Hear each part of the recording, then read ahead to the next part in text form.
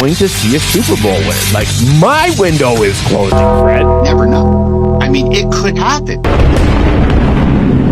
I could end up at one of these Chauncey Billups poker games. It's Monday, y'all. And first and foremost, we're going to talk Pistons. And I'm going to bring on my very special guest I'm super excited for. None other than Jake Von Derek. What's up, guys? Thanks for having me. It's our pleasure. Our pleasure for sure.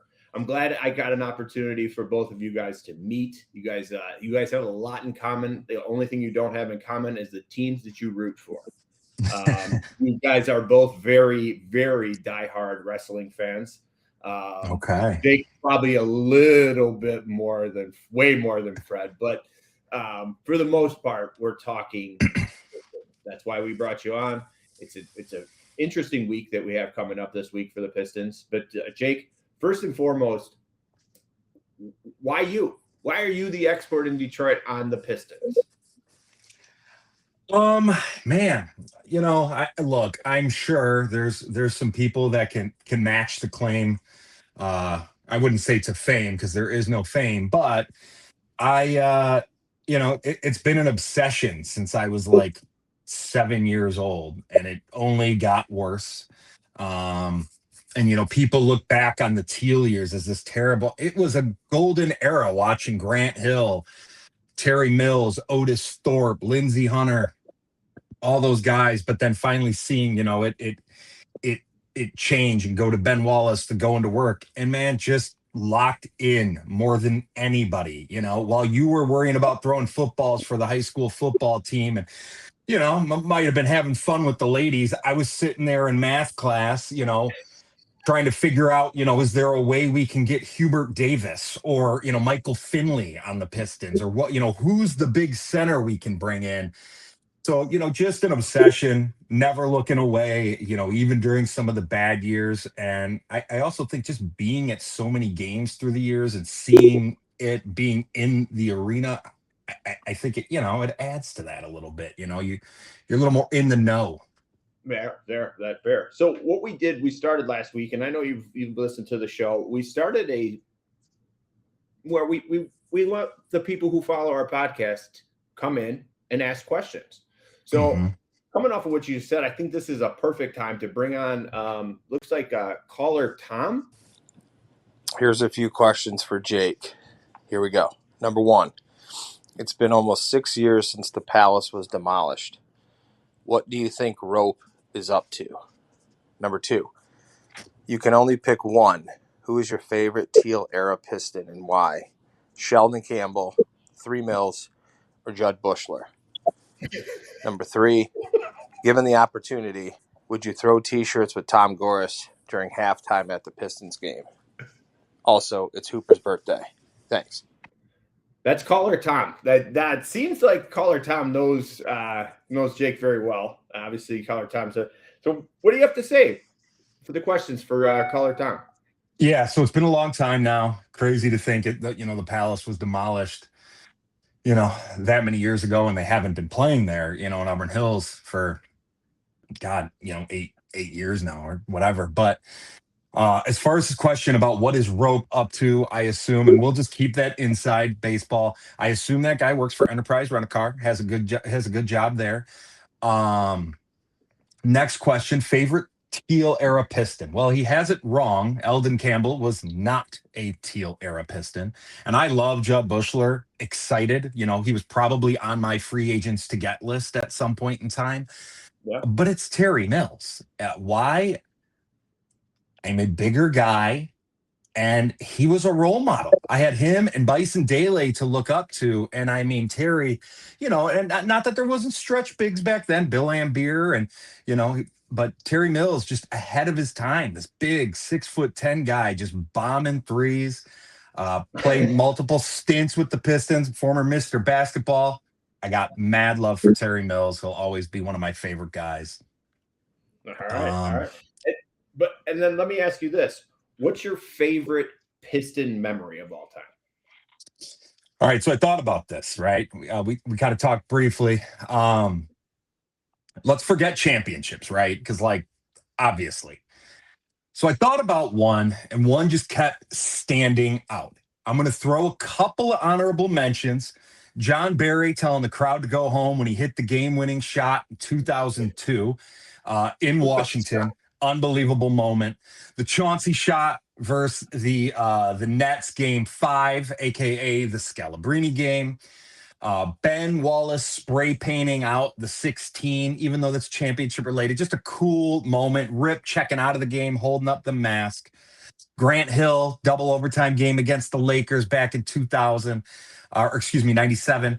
But to me, March 24th, 2002, 12 p.m., NBA on NBC. Ben Wallace and the Detroit Pistons beat the Boston Celtics, both teams near the top of the East. Obviously, that coming out season for the Pistons and Ben Wallace. National TV, 13 points, 28 rebounds, 6 blocks for Big Ben. And it just felt like he was letting everyone know, this is who we are. This is who I am. I'm about to win Defensive Player of the Year, and we are a real team. And here is your ticket stub. Look at this guy. From that game. I'm shaking. Too many energy drinks already today, but I just found that and got real emotional. But I just remember that game, hating the Celtics, Pierce, Walker, people not maybe believing in the Pistons at that time. Now they did beat us in the playoffs in round 2. But man, just awesome, because I think it was like one of the first, if not the first national games we had all year. And it's just that is kind of happening now, right? That we're letting everyone know we are here. And I'll always remember that. I'm surprised that Tayshaun Black wasn't in there. I have a weird relationship with that.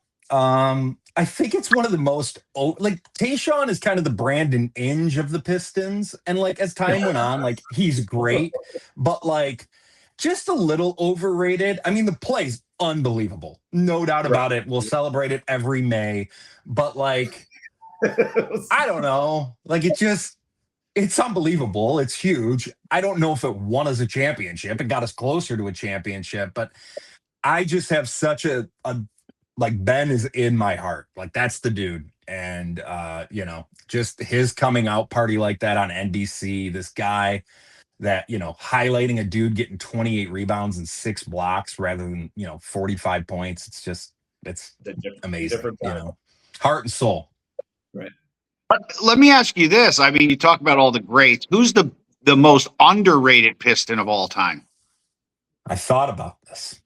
I thought about it long and hard, and I didn't want to look, I started watching and getting into it literally. And I remember the Vinnie Johnson shot, but I was 6. What do you want me to do? I wasn't locked in, So it started right when I was around 7, and I went back beyond that. Just started thinking about the guys who came out. So I'm going to throw some names, just some honorable mentions, and then we're going to get there. I got to show love to Antonio McDyess. I have to show love to Eldon Campbell, Chucky Atkins, Mark Aguirre, Corliss Williamson, Clifford Robinson. A lot of those guys in my, era, my prime, as a fan. John Long, Dave DeBuscher. Let's not let him get forgotten as a Piston. Terry Tyler and John. I haven't heard him forever. and so I had to think about those guys. I wanted to make sure that they got their love. And so Terry Tyler and John Barry. But when I thought about it, the guy I thought of played 5 seasons, averaged nearly 20 points per game with the Pistons, 7 40-point games, and until Jerry Stackhouse broke it in 2001, I believe. Had the Piston record for points in a game, 56 points back in 1983. And it's Kelly Tripucka, baby. I know it brings a laugh because of the way he looks, and but he was a baller. A baller. He's a Jersey guy. Yeah, no, he is. And I hate that he left. Him and George did the games forever, and then, he left. And I love that you guys have him out there now, but he came in with Isaiah. He made the All-Star team his rookie year. What was George Blaha's awesome for Kelly? What was George Blaha's nickname for Kelly Tripucka? Oh God, I'm ashamed. Did I you always call can't. him by his number? Maybe KT or something. I just remember like my fond memories. And that's the thing. I know him more as an announcer, obviously, like Right. giving Don Reed the Dunkin' Donuts dunk of the game, like every game in 1998. But that guy was so good. I've tried to find this on Google. My dad told me, I don't know if it's true. Supposedly he dated Olivia Newton-John. Maybe you guys know, but shout out if he did. But he was just a baller, man. Fred, could you back that up? Did your boy date Olivia Oh, Newton-John? he grew up 2 towns away from where I grew up. Big sports family, the Trapukas.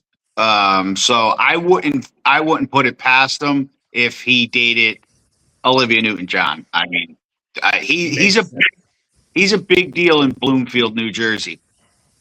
And that's the thing. When I thought about that question, to me, like you could say Joe Dumars, but to me, it's as time goes on, people forget. We just keep moving on, and that's where I was like, man, we got to give it to KT. That dude was just Right. a scorer.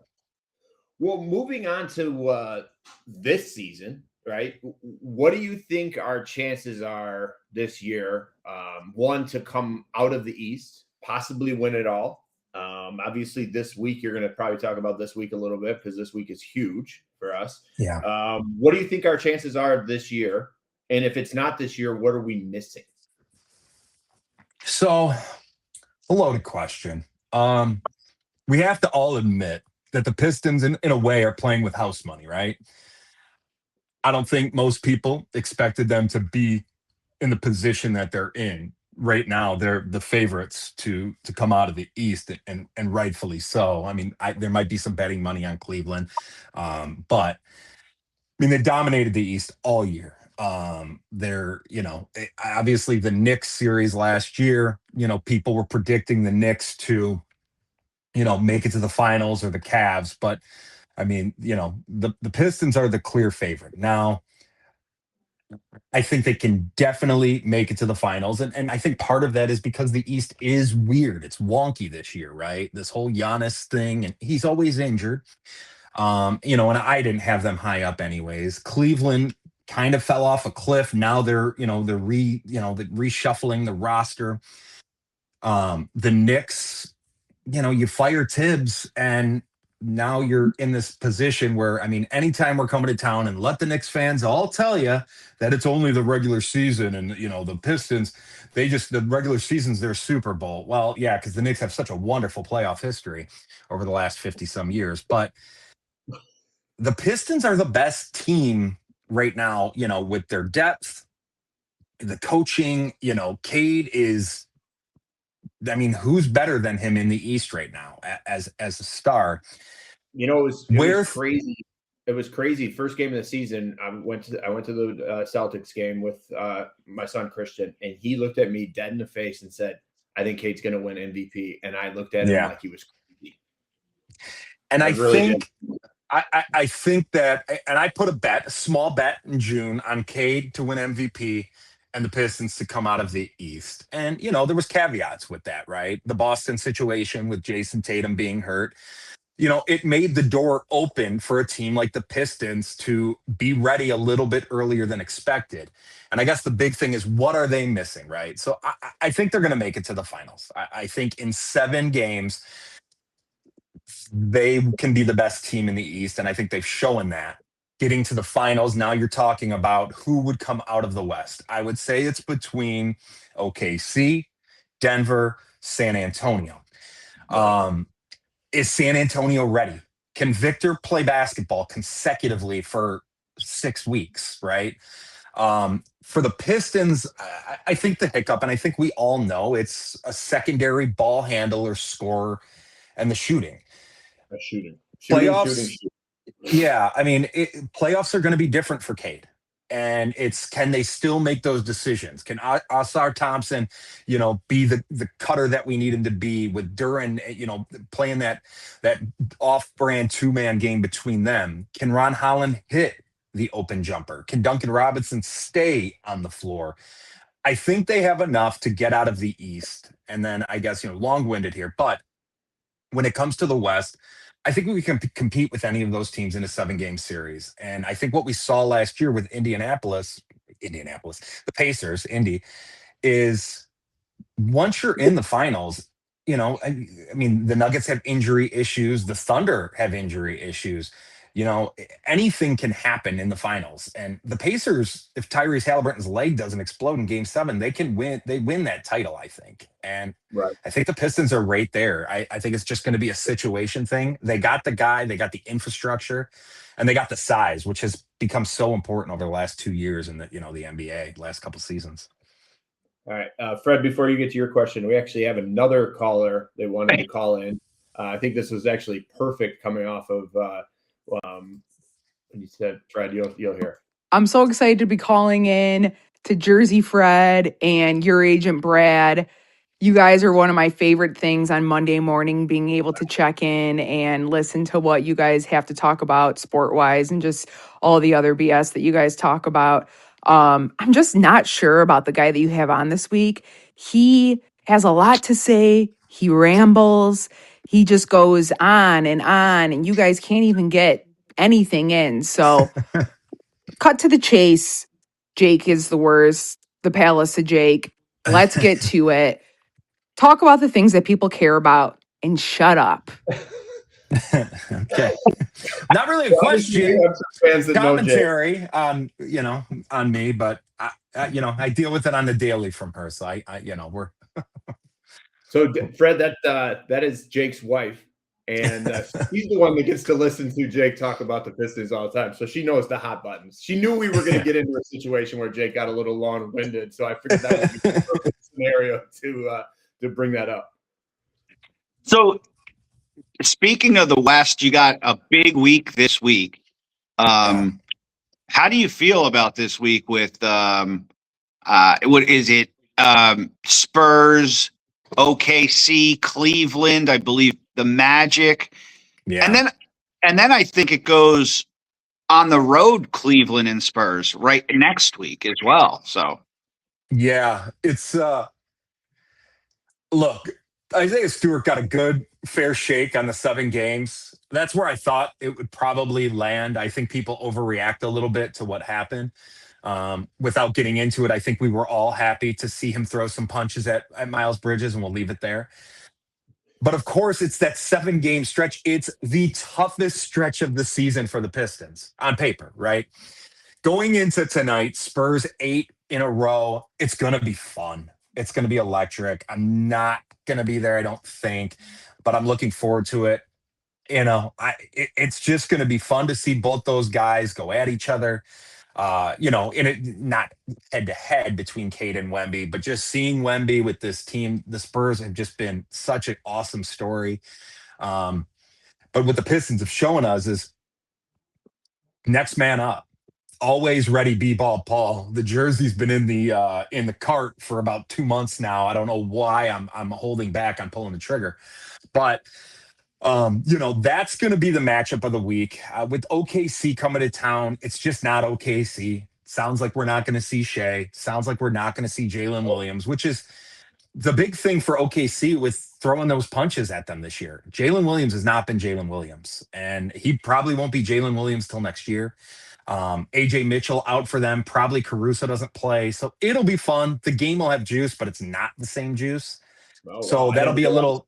Right. I didn't realize he was going to be out. That's huge. Yeah. And that's where the Cade MVP thing comes in. It's just, it's a matter of does SGA miss the games or not? And then Cleveland, that's going to be fun. Friday night, Harden coming to town with Mitchell and Evan Mobley. They beat us terribly at the beginning of the season. The worst loss we had probably all year. I'll even over that Wizards game. That game, I was just like, oh my God, we need Beasley, which was like, one of the third game of the year they lost by 30. But it's a big week, but I do think some of the juice just isn't there with the injuries and stuff. But it's going to be fun regardless. And I think it's a great opportunity for this team to even just further put that stamp and put the league on notice, as I think they really did last week after that Knicks game. What do you think we go record-wise to these 3 games this week? I want to say 3-0. That's why I'm asking. Yeah. I don't want to say 2-1. I really don't. I'm just gonna say it. I mean, like one. I'm not gonna die if I say this. I'm gonna say 3-0. I think we Okay. get it done tonight. I think they're gonna be ready for OKC. And I'm just not. I'm not worried about Cleveland. I mean, Well, I'm that was just going to be my not. next. That's my next question. Are you a little concerned about a James Harden Cleveland team? They are now. OKC handled them Yeah, pretty well yesterday. yeah, They were on a 7-game win streak. He's known to choke in the finals. He's not a finals guy. He doesn't play yeah. defense. The trade was a little like, but they came out hot. Are you worried about them at all? Honeymoon Harden phase. Look, I like James Harden. I do. I would love to visit a gentleman's establishment with him. I think he seems like a good dude. And he's a great player. But it's beyond the finals. It's game 6. It's game 7. I mean, Cleveland's issue, right, was not getting it done in the playoffs, right? Being soft, folding in those big moments and not being able to overcome. Thanks for not believing in JB Bickerstaff. Thank you so much, Cleveland. So your answer is bringing in Harden. I'm not, again, it'll be challenging. Harden will probably, I mean, he's popped us for a 50 piece in the last year. He's had big games against the Pistons historically, but, and let's not, I'd be foolish not to mention how awesome Mitchell's been this year and the season he's having that kind of, I think, gets overlooked by some of the new names popping in, like the Cades of the world and the Wembys of the world. But in a 7-game series, I'm just not terrified of Cleveland. I think, if we're healthy and just beating them up, I'm not too worried about the offense and then lack thereof that Harden will provide come playoff time. Fred, I got one for you. We got another caller. Since we started this, we've had some good questions, good callers. This caller is going to be familiar again to you, Fred. Let's see what he has to say. Big Daddy, long-time listener, second-time caller. Made sure to censor my name a little bit. I know that you shared the screen last time. I didn't know this is a family-friendly show, so I want to make sure I keep it clean. But I got a couple things for you here. I know, Brad, a couple weeks ago, you and the new graphics guy, shout out to him, had put Freddie in a Detroit Pistons jersey. I know a lot of times Yankees fans have a bad habit of just clinging to the next best team that's winning a lot of games. So I wanted to hear from Freddie to see if he's, officially joined on the Pistons bandwagon. And the second thing is, of course, the World Baseball Classic is right around the corner. Wanted to see if you guys are worried at all about Tariq Skubal. I know that he's got a really bad habit of taking himself out after about 5 innings in really, really big games. So with the U.S. probably going to have a couple of big games coming up, wanted to see if you guys are worried about him taking himself out again after 5 innings since he's got a bad habit of doing so. So appreciate you guys again. Big Daddy, longtime listener, second-time caller. Look forward to hearing it. All right. Well, Big Daddy strikes again. He came in with some questions, and I'll let you answer, Fred, and I'll let you take the wheel here real quick. But just to clarify a couple things, Sarah took over graphics this week. So Sarah put you in the Pistons jersey, which I shared to you on TikTok because of your constant billboard comments, which it seems to be your rather go-to. As far as the World Baseball Classic is concerned, I'm all in on Puerto Rico. So Skubal is not a problem as far as he's not on my team, as far as who I'm rooting for. That may be Fred's team. But Fred, why don't you rebuke Big Daddy, who apparently what he did is asterisked out 2 D's to hide his, his name. I want go ahead. I think we have an idea who Big Daddy is, but he's still not claiming that he's Big Daddy. I wasn't crazy about the Pistons jersey. I don't jump ship. I'm a Sixer fan, Jake. So always been since Dr. J. So I will continue to be a Sixer fan. Yeah, I don't hate Detroit sports, and Brad knows this. I do think that they are some of the softest fans in the world. I thought the billboards was one of the corniest things I've seen in a long time.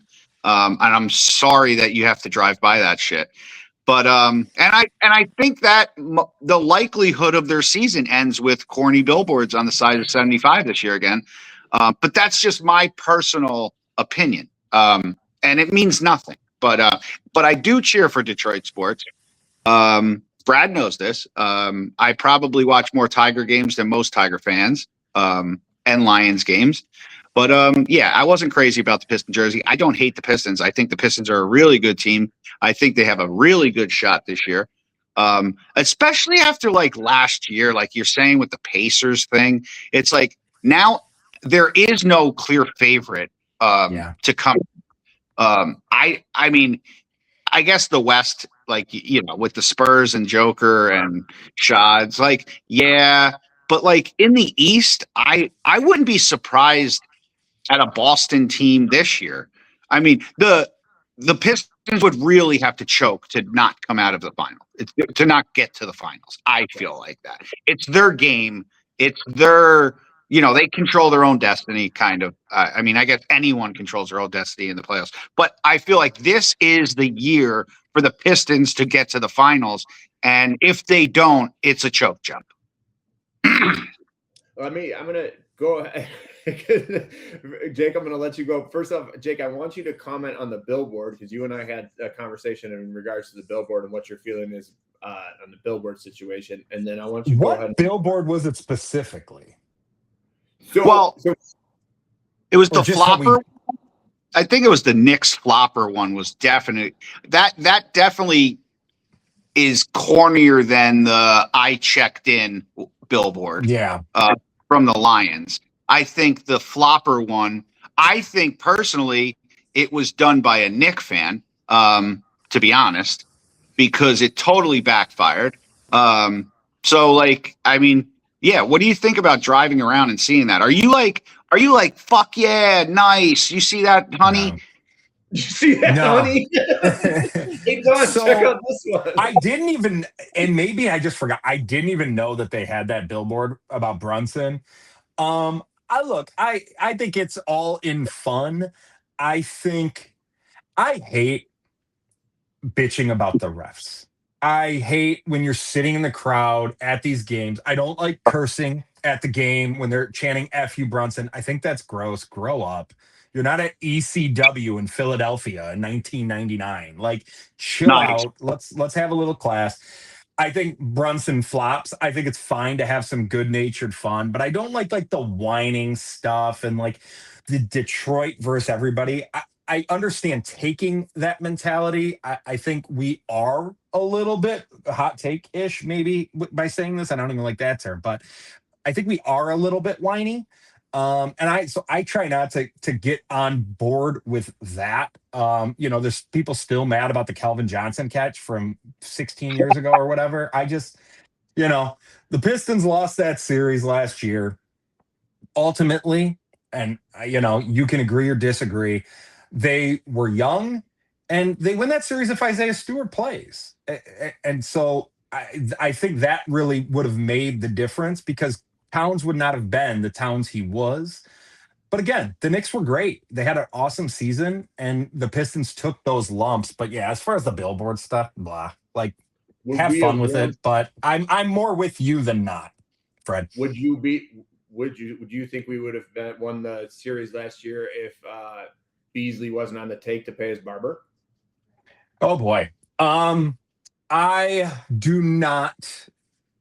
I would be curious, and I don't know when that would come out, of when the team knew, who knew, and they probably knew around that time. I don't, you know, we have 5 days before Beasley can get cleared. We got to sign him by March 1st if the league clears him. I don't think that's going to happen. He's hanging out with Bad Bunny now, but yeah, To me, it came down to Stewart. And then as far as, I kind of said playing with house money. Fred says that, it'd be a letdown if they didn't make the finals. I think most people would probably feel like that because of the golden opportunity in front of them.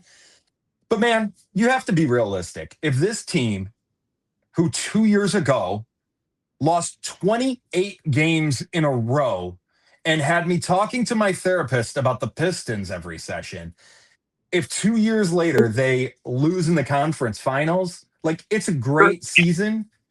Yes. It's a great season. And then it will only let us know then what do we need to improve on and where are we going to use those chips that we didn't use at the trade deadline, So Yeah. is there really a chance that Beasley could possibly come back? I mean, He would have to be cleared by the league. The reporting on this has been so weird. Every day Sham's got a new thing in his leather jacket and sunglasses, but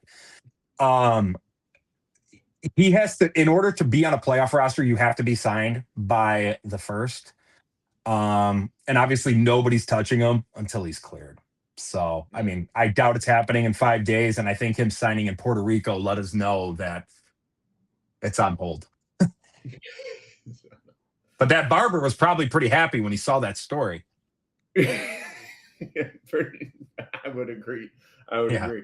Red, what's your take on Big Daddy talking about your buddy Tarek Skubal in the World Baseball Classic? Me?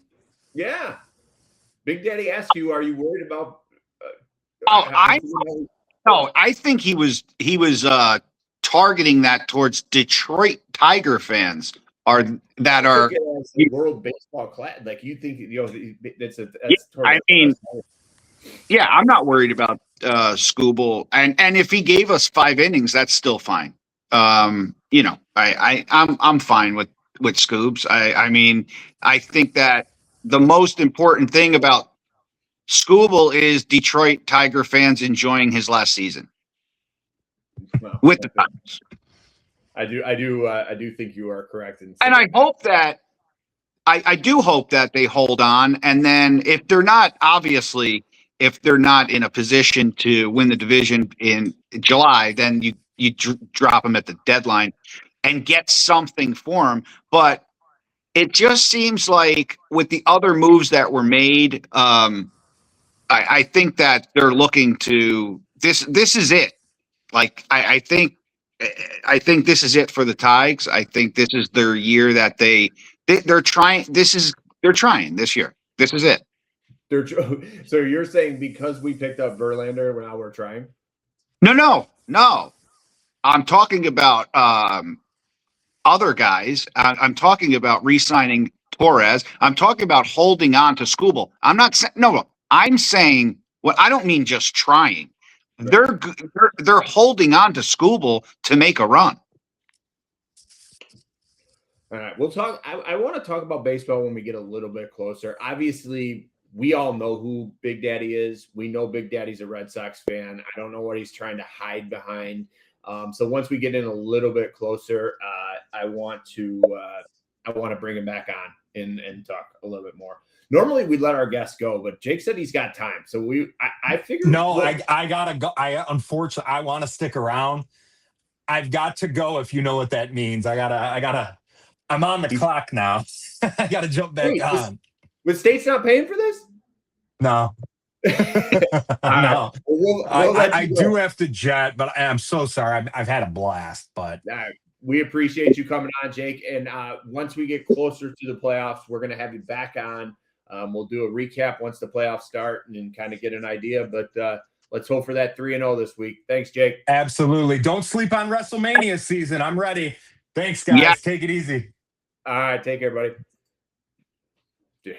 Awesome interview with Jake. Love having him on. I've known Jake for a long time. You know what's funny? And I should have brought this up when he was on here, but he'll hear it. So do you remember a couple months back, we had on Matt Deary talking about the Lions?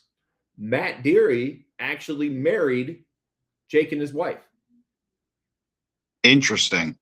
Small world, right? They're really good friends. And obviously Deary's a big Piston guy too, right? So that's how they know. I think I don't know how they met or whatever, but they know each other pretty well. Pretty well. So glad you finally got an opportunity to meet him. We'll get him on closer when, obviously when the playoffs start. But college basketball. Let's get into it, Fred. Both you and I were texting back and forth on Saturday. Super excited for the Duke-Michigan game. And let me know your thoughts. What's your thought on that game? I think that game is a Final Four game. I mean, we did watch two of the best teams in the country. I'm not surprised. I wouldn't have been surprised either way. Who won? I kind of felt like Duke was going to win that game, but I wouldn't have been surprised either way. There's a lot of upper echelon teams in college basketball, and Duke and Michigan are in that group. So, I wouldn't be surprised if we see that as a Final Four game. Yeah, I wholeheartedly agree. Before I get into this also comes from a Seton Hall fan. So for me to watch those two teams play is crazy to me because because Seton Hall doesn't. It's another level. Right now, Seton Hall, for instance, Seton Hall scored 20 points in the first half against Georgetown this weekend. And then you're going to watch the Duke Michigan game and be like, oh, this is college basketball. This is pretty cool. So it's been a shitty season on my end. They started out super hot, won a ton of out of conference games, and then just totally shit the bed. Now, I don't believe in the 20 wins, 10 wins in your conference anymore. I don't believe in that because, I think it depends on the wins. Seton Hall had 21, 22 wins a couple years ago, got bound and didn't make the 20. Right now, they're sitting at 19 wins, 9 in the conference. I don't believe that 20 wins, 10 in the conference get them in. They have some terrible losses. But it's crazy because they do have some big wins, some big non-conference wins. Did they beat Butler 2 weeks ago? Yeah, they got swept by DePaul, which is one of the worst teams in the Big East. Things like that can't happen. Let me ask you this. It seems to me in this college basketball season. Now, again, you also have taken context. College basketball season really just started for me personally, right? In the past week and a half. Football's over. Okay, let's talk about March. Let's talk about the brackets. Let's talk about seedings. I feel like the college basketball is very top heavy now with the NIL. And I think you're going to see less upsets in this tournament coming up than you have in the past. What's your take on that? So I think last year when we did this podcast for March Madness, I said that we were getting rid of Cinderella teams. If you go back to last year and we talked about March Madness and the Final Four and all that shit, I said there's going to be a gap between the Big Five or power conferences or however you want to put it, and the rest. And it is what it is. And yes, I don't know if we see a St. Pete's get to the grade 8, anymore. That separation you're talking about, that's kind of like you're saying the Seton Hall, Michigan, Duke situation, right? That's that separation that you're talking because, about. Seton Hall's NIL and they're Big East, right? There's no reason for them to, but they're not an NIL heavy school. Their basketball budget's around $3 million total. So and last year it was at 1.5. So there's a gap even in the power conferences. Right now, Let me ask this question, going back to the Michigan Duke game, and this is a feeling that I kind of got, and I love the outside opinion. Obviously, that's why we do this. Is I thought Michigan kind of got exposed. I think for a majority of the season of the games that I've watched and read about this team, is they're a bigger physical team, and they beat people up in the block. Now with playing Duke. Cameron Boozer, who is phenomenal. I told Sarah, it's like now this is when you feel old, right? You're like, oh, that's Carlos Boozer's kid who's now playing. Like now you're like, oh man, I'm getting old. But they're a big physical team too, just like Michigan. And I think it kind of exposed the fact that we may be lacking that true 3-point shooter. Our perimeter shots were not the best. And I also thought we struggled drastically on the offensive and defensive rebounding side of the ball. I thought the Duke got a lot of second chance opportunities. Did this Duke loss expose anything, or did Michigan just have a bad game? No, I don't think it exposed much. I think that if they play each other 10 times, Duke wins maybe 6 of the 10. Do you think Duke's a better team? I do think that Duke may be a better team, but like I said, 6 out of 10. I think Michigan beats them 4 out of 10.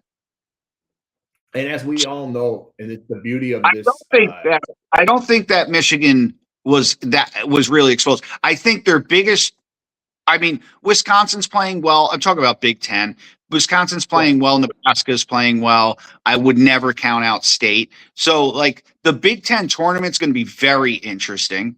Big Ten fun. Well, and with their big fella had limited minutes, got in foul trouble early. That didn't help. No, but you're talking about an at a conference neutral site event too. Like, it is what it is. Very close game. Could have went either way, kind of. Got a little bit away from them towards the end. But I'm not that, if I'm a U of M fan, I'm not that scared.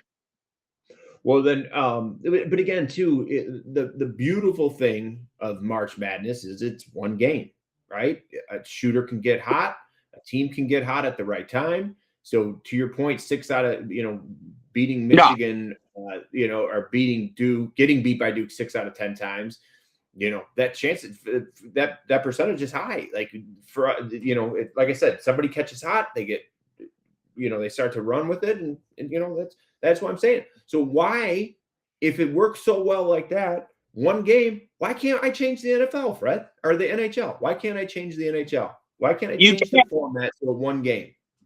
Well, no, because that's just, you're talking about 2 different types of sports that play series and sports that play, like college basketball isn't a series. It's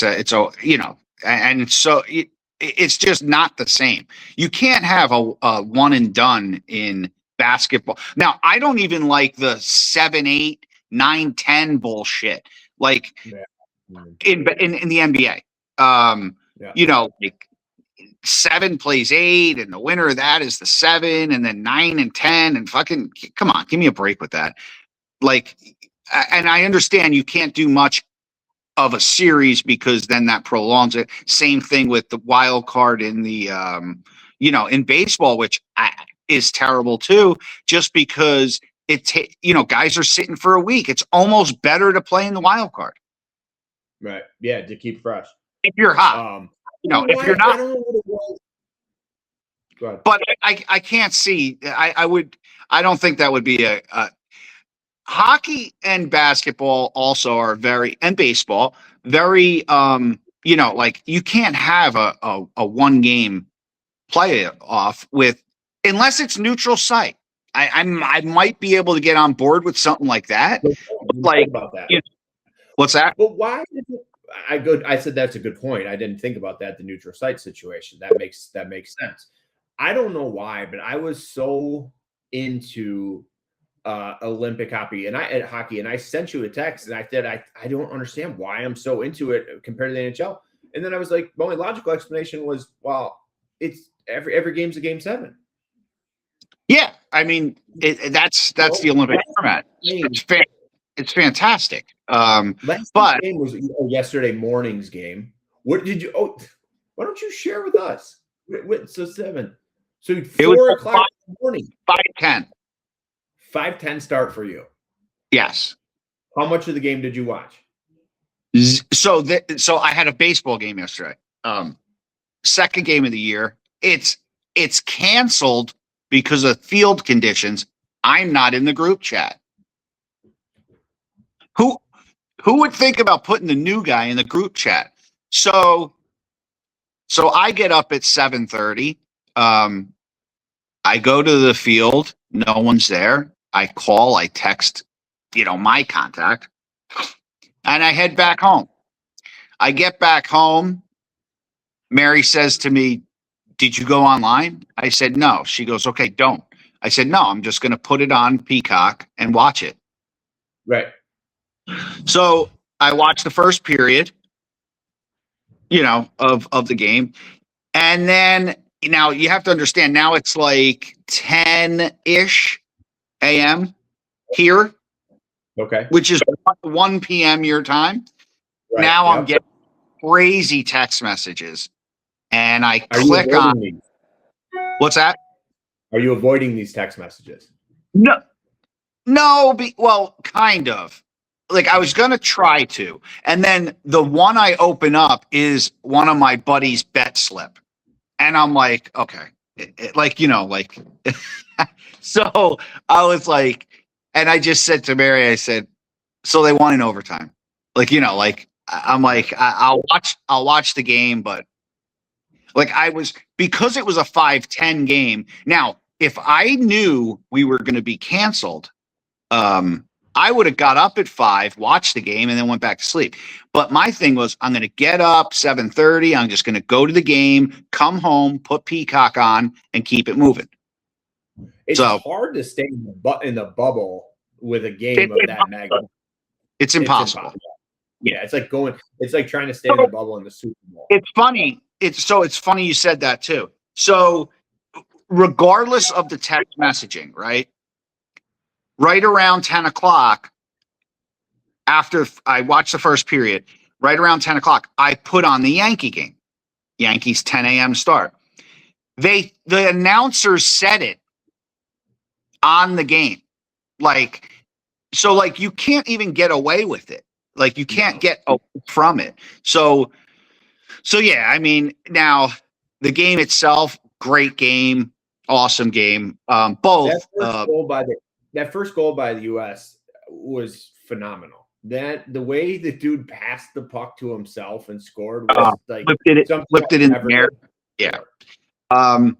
And so not only the men's, but the women's game, amazing. Just fucking fantastic. It's crazy because they beat them up in round robin. So I thought I thought it was going to be. I thought the ladies were going to beat them up again. Yeah. So to go into OT and stuff like that. I mean, dude, what is better than the women's and men's hockey gold medals? I mean, not just the hockey gold medal, the hockey gold medal over Canada. That is the crux of the Olympics for most people who aren't into the Olympics, right? The major events in the winter, because in the summer, a lot of people get into gymnastics, track, the basketball. Now we have baseball here and there, stuff like that. It's, but in winter, I'm watching a ton of events, but the main fan is watching figure skating, women's hockey, men's hockey. I mean, maybe some snowboard stuff, some skiing, because of the stories, like the Lindsey Vonn of the world, those type of stories that may have brought you to watch the downhill, because Lindsey Vonn's back. Now, so I was at my event yesterday, and so I had gotten to my event early, knowing that I had to help set up. and the timing of it. So I left my house at the end of the second period and got there in time for the third, watched the third completely there. Right. So it was really cool that some of the guys that work at the event, we were watching. It was one of the coolest events one of the coolest hockey games I've ever seen. And it was awesome. Then the cool part is Calvin Johnson walks in to Tea Times in Bloomfield. Like, oh, that was pretty sweet. But watching it there and I then had 2 Canadians come in to my event, and I think they were mad, very mad. I think the take number one is I didn't know you guys were hockey fans. A lot of people, like, for me, for example, I'll be wholehearted, like, you don't even know what hockey is. Like, well, I do. I know that now that it's a U.S. sport. That's what I do know. And it's by the men and women taking over. And then the other complaint, Fred, and this is where I'm going with this, is 3-on-3 for a playoff. Why don't they do 6-on-6 in a playoff for football? What's your take on the 3-on-3 to I don't like determine the game of this magnitude? Yeah, I don't like the 3-on-3. I'm not a well, no, and I don't even know if the Americans like it either. I don't like in the NHL. I don't like the 3-on-3. I don't like the penalty shots. The shootout. I don't like that at all. I don't like the man on second base in baseball. And I don't like that. So there's a couple things there. Now, I know they don't transfer into the playoffs, right? In the NHL. So, like, I wasn't crazy about the 3-on-3. I just think that you got to play, you know, 5 and a goalie and you play it out. I mean, and I think that, and I understand, obviously we all understand why they're doing this. You know, we're not dumb. I'm just a traditionalist. So, like, I'm okay with playing, let's say, full strength 10 minutes in the NHL and calling it a tie. I'm okay with that. You know, yes, and that's how I grew up. Like, with win, loss, and tie. I mean, and now they're just trying to, and listen, it is what it is. I'm just glad that it's not in the playoffs. Fair. Now, and same thing with baseball. The guy on second base is just fucking dumb. Yeah. The casual fan like me, I enjoy it. Speeds up the game. But I get where you're coming from. We've had this conversation before. It's just like the pitch clock. It's like anything. And again, now, I knew your stance. I knew you are a traditionalist when it comes to stuff like this. So I get it. I mean, but there is 2 sides to it, right? The excitement of the 3-on-3 for somebody who's not the regular hockey fan. You're like, let's get this over quick. Let's figure it out. Yeah, no, and another. Now this year you get to challenge strikes. I'm not mad at that. So you get 2. 2 per game. So yeah, and if you're right, you keep. So, like, but I'm not. Now you have to pick and choose. What's the repercussions? Nothing. You lose a challenge. Okay, so you get so you get the challenge back if you win it. So yes, keep rolling on those 2 for the entire game. Okay, I got you. But it's only pitcher, catcher, and batter. So you can't call it from the dugout. It has to be the pitcher, catcher, and batter are the only. The managers don't even get an opportunity. Yeah, no. That's why there's going to be some, some tough conversations with some players about, hey, stop fucking challenging and blowing our challenges. Like there's going to be some people that aren't allowed to challenge on a roster. Or is there going to be a situation where Hobby is at short and questions why you didn't challenge? 100%. So, like, but if you get there's some shit where if you get anything from the bench or you get anything from any other players, they won't allow you to challenge it or something like that. But like, it's just a tap on the helmet. They did it in spring training last year, and now if you watch spring training this year, they're doing it again, but it will be implemented this year. I watched it. So for the Yankee game, I watched it. Now, like I said, there's going to be some tough conversations for the managers because there's guys out there that, they challenge a call and yeah, it's a fucking strike by 6 inches. Like you just blew one of our challenges in the second inning because of your ego. So. But like you're saying, it's not necessary at this point in the game to challenge this particular. There's going to be some conversations about Brad. You're not allowed to challenge at all. You got a terrible eye. Like you're on challenge timeout, Brad.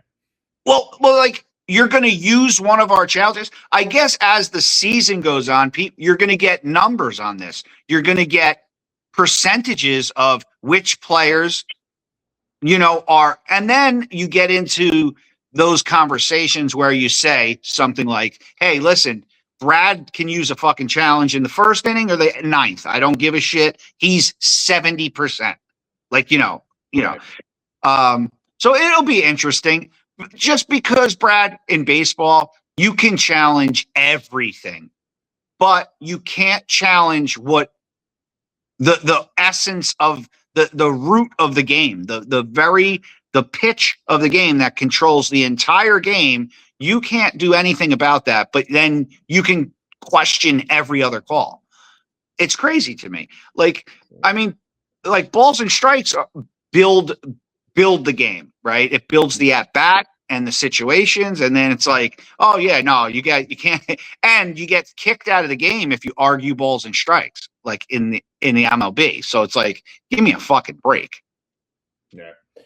All right. So just kind of wrapping up. I did the clarification for you. I was going to text you, but I figure telling you stuff on air makes it more fun in that way. Remember, so March 10th is when we're going to be live on the Sports Real podcast. Tuesday, March 10th.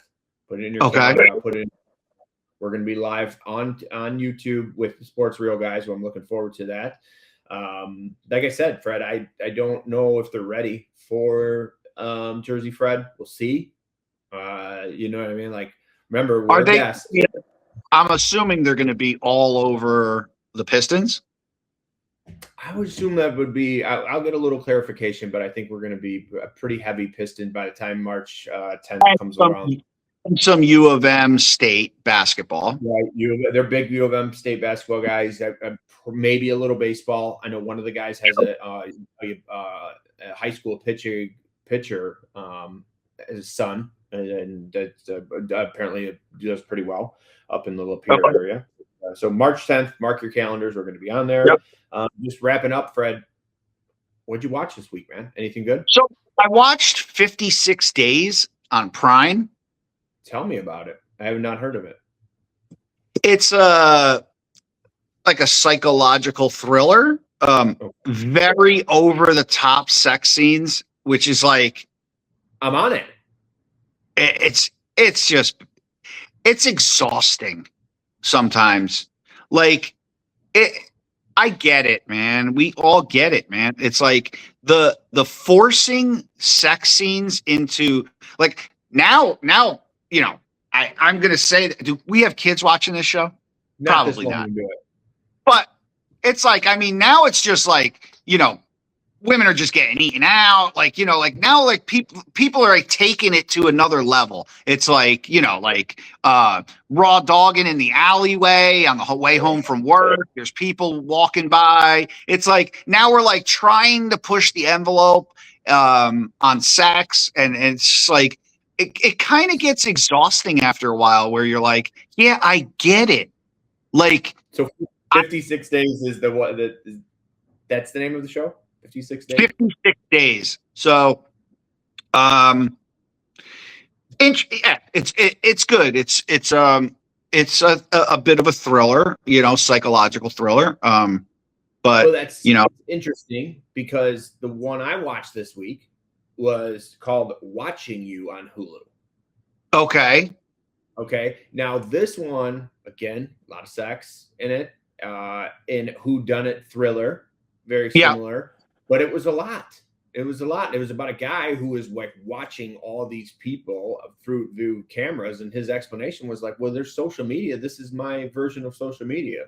But that was a little weird. It was an interesting show. It was only 6 episodes. Kind of knew where it was going on by the time you hit the 3rd episode. But it's a good watch. It's not terrible. I wouldn't give it like a 10 out of 10 or anything like that. Maybe a 6.5, just something to put on. Yeah, this was 8 episodes. I thought it was pretty good. The story, I think it could have been 4 episodes. It's like one of those. Like it dragged out. Some of it dragged out pretty long to get to where you needed to get to. And I think it was because they wanted to add more and more sex scenes. So they're like, no, we got to add more tits and ass and stuff like that, guys. It's like some of these guys act as if their whole audience is a bunch of boomers who yell boobies when they see a cheerleader on the screen in an NFL game. Right. Like, sure. Yeah. Interesting. Well, all right. This week will be interesting. Got a lot of basketball. Got some college basketball. And you know what, Fred? We got to find a guest for next week. So we're on the hunt. We're going to bring somebody on next week. And we'll dig deep and see what we can come up with. But maybe we get Big Daddy on there. Find out who he is. No face, though. We just blurred out. Big Daddy blurred out? Yes. We might maybe a little Big Daddy blurred out so nobody knows. I don't even want to know. Okay. Big Daddy blurred out. It's something I can get on. All right, Fred. You have a great week, my friend.